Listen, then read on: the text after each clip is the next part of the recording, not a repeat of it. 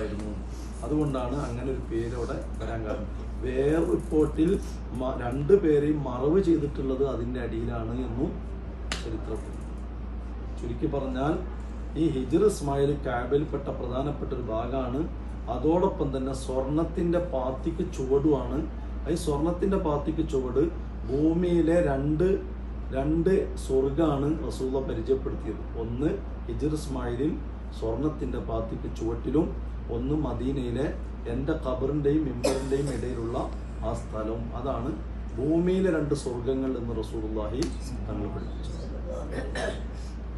അപ്പോൾ നമ്മൾ എന്ത് ചെയ്യണം? അതല്ലേ ഉസ്മാൻ ബിൻ അഫ്ഫാൻ റളിയല്ലാഹു അൻഹു, ഞാൻ ചരിത്രം പറഞ്ഞിരുന്നു ക്ലാസ്സിൽ.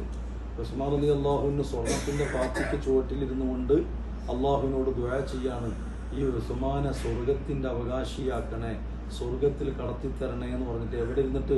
സ്വർണത്തിൻ്റെ പാത്തിക്ക് ചുവട്ടിൽ. അപ്പോഴല്ലേ ഇത് കേട്ടിട്ട് കരയുന്ന ഒച്ച ഇട്ടിട്ട് അള്ളാഹിൻ്റെ റസൂൽ നോക്കുമ്പോൾ ഉസ്മാനാണ്. എൻ്റെ ഉസ്മാൻ ഇത്ര പൊട്ടിക്കരയാൻ മാത്രമുള്ള ദുആ എന്താ നടത്തുന്നു ഇങ്ങനെ അടുത്ത് ചെന്ന് നോക്കുമ്പോൾ ഉസ്മാനെ സ്വർഗത്തിൽ കടത്തണേ എന്ന് പറഞ്ഞിട്ട് അത് വരക്കണം. അപ്പോൾ